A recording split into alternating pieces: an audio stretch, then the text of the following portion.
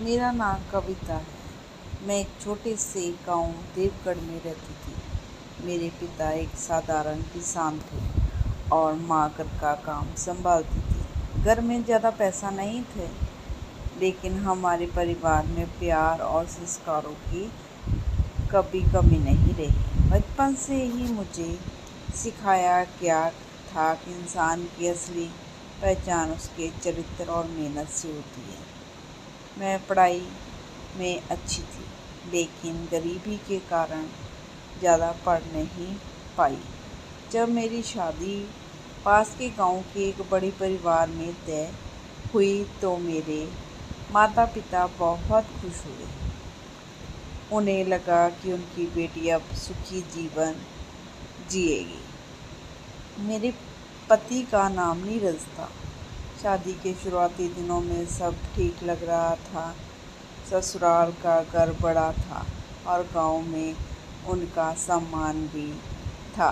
घर में मेरी सास शांति देवी, ससुर हरिराम जी और नीरज रहते थे। कुछ ही दिनों में मुझे पता चल गया कि इस घर की चमक सिर्फ बाहर से थी, अंदर बहुत सारे दुख छुपे हुए थे। मेरे ससुर बहुत सीधे और मेहनती इंसान थे, लेकिन नीरज बिल्कुल उनके विपरीत थे। उसे काम करने से नफरत थी। वह दिन भर दोस्तों के साथ घूमता रहता और घर की जिम्मेदारियों से दूर भागता था। ससुर जी उसे समझाते थे, लेकिन वह उनकी एक नहीं सुनता था। मेरी सास अक्सर रोती रहती थी कि उनका बेटा कब सुधरेगा। समय बीतता गया। मैं पूरे घर का काम करती रही। सुबह 4 बजे उठती, चूल्हा जलाती, पशुओं को चारा देती, खेतों में मदद करती और फिर घर के बाकी काम निपटाती। मेरी सास मुझे अपनी बेटी की तरह मानती थी। वह अक्सर कहती थी कि अगर मैं इस घर में नहीं आती तो ये घर कब का बिखर गया होता। एक दिन अचानक मेरे ससुर को दिल का दौरा पड़ा। हम उन्हें अस्पताल ले गए, लेकिन उन्हें बचाया नहीं जा सका। उनके जाने के बाद घर की जिम्मेदारी मेरे कंधों पर आ गई। सास जी सदमे में रहने लगी और नीरज पहले से भी ज़्यादा गैर जिम्मेदार हो गया। घर की आर्थिक स्थिति खराब होने लगी। खेतों की देखभाल करने वाला कोई नहीं था। मैंने खुद खेत संभालने का फैसला किया और गांव वालों ने मेरा मजाक उड़ाया।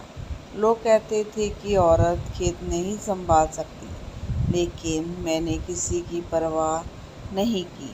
मैं सुबह खेत जाती और शाम को घर लौटती। धीरे धीरे फसल अच्छी होने लगी और घर का खर्च चलने लगा। इसी बीच गांव में एक नया व्यापारी आया, जिनका नाम रणवीर था। वह गांव के किसानों से अनाज खरीदता था। उसने मेरी मेहनत देखी और मेरी बहुत तारीफ करने लगा। शुरुआत में मुझे लगा कि वह सिर्फ सम्मान करता है, लेकिन धीरे धीरे उसकी नीयत समझ आने लगी। एक दिन उसने कहा कि अगर मैं चाहूँ तो वह मेरी ज़िंदगी बदल सकता है। उसने मुझे शहर में घर, गाड़ी और आराम की ज़िंदगी का लालच दिया।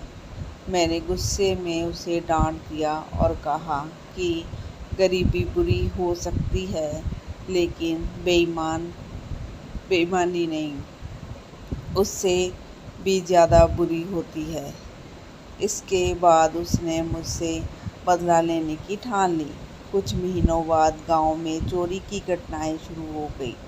लोगों का अनाज और पैसे गायब होने लगे। एक दिन पंचायत में अचानक मेरा नाम लिया गया। रणवीर ने झूठा आरोप लगा दिया कि मैं किसी किसान का अनाज चोरी करके बेच रही हूँ।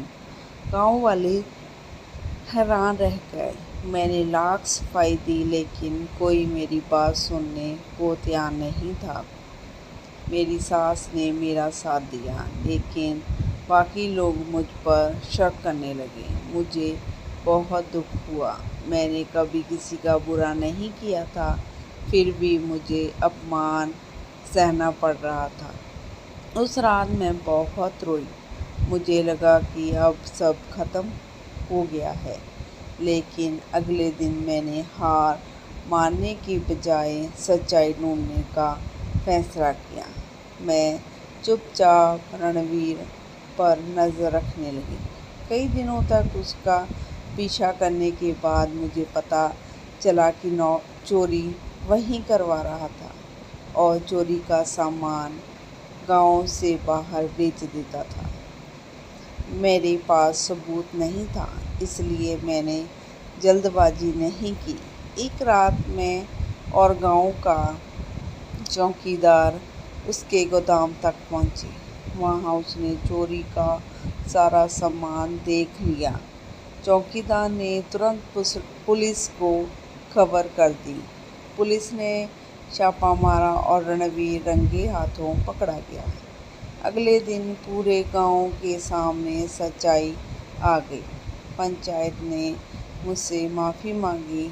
जिन लोगों ने मेरा अपमान किया था वह शर्मिंदा थे, लेकिन मेरे लिए सबसे बड़ी खुशी ये थी कि मेरी ईमानदारी जीत गई थी। उधर नीरज पर भी इन घटनाओं का असर होने लगा। उसने पहली बार महसूस किया कि उसकी पत्नी अकेले कितनी लड़ाइयाँ लड़ रही है। एक दिन वह मेरे पास आया और बोला, कविता, मैंने ज़िंदगी में बहुत गलतियाँ की हैं। अगर तुम चाहो तो मुझे कभी माफ़ मत करना, लेकिन मैं बदलना चाहता हूँ। मुझे उसकी बात पर विश्वास नहीं हुआ, लेकिन इस बार उसके व्यवहार में सचमुच बदलाव दिखाई देने लगा। वह खेतों में मेरे साथ काम करने लगा, घर की जिम्मेदारियां संभालने लगा। सास जी भी उसे देखकर खुश होने लगी। कुछ समय बाद मैंने गांव की महिलाओं के लिए एक स्वयं सहायता समूह शुरू किया।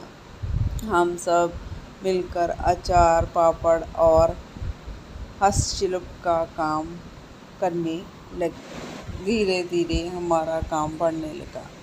गांव की कई महिलाओं को रोजगार मिलने लगा। एक वर्ष बाद हमारा गांव पूरे ज़िले में मिसाल बन गया।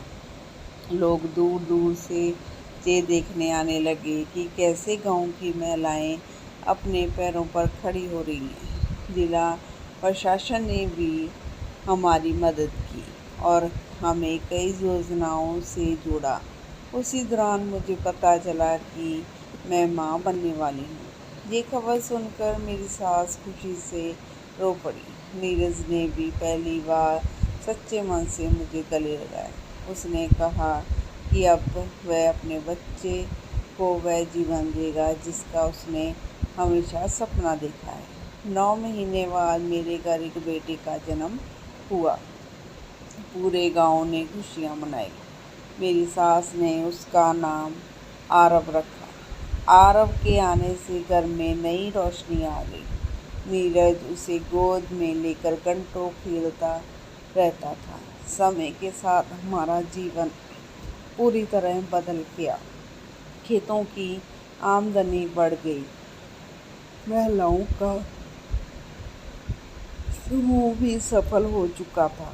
गांव के लोग अब मुझे सम्मान की नज़र से देखते थे, लेकिन मैं कभी नहीं भूली कि मैंने किन मुश्किलों का सामना करके ये मुकाम हासिल किया था। एक शाम मैं अपने आंगन में बैठी, सामने मेरा बेटा खेल रहा था। सास जी मुस्कुरा रही थी और नीरज खेत से लौट रहा था। उस पल मुझे महसूस हुआ कि ज़िंदगी हमेशा एक जैसी नहीं रहती। कभी अंधेरा होता है तो कभी उजाला भी आता है। अगर इंसान हिम्मत और ईमानदारी का साथ ना छोड़े तो सबसे कठिन रास्ते भी मंजिल तक पहुंचा देते हैं। आज जब मैं अपने बीते दिनों को याद करती हूँ तो मुझे अपने संघर्ष पर गर्व होता है। ये सीखा कि हालात चाहे कितने भी बुरे क्यों ना हो, उम्मीद का दामन कभी नहीं छोड़ना चाहिए, क्योंकि भगवान देर जरूर करता है लेकिन मेहनत और सच्चाई का फल एक दिन जरूर देता है। यही मेरी ज़िंदगी की सबसे बड़ी सीख है। स्टोरी अच्छी लगी तो प्लीज़ मेरे चैनल को सब्सक्राइब, लाइक एंड शेयर जरूर करना। स्टोरी को पूरा देखने के लिए आपका बहुत बहुत धन्यवाद।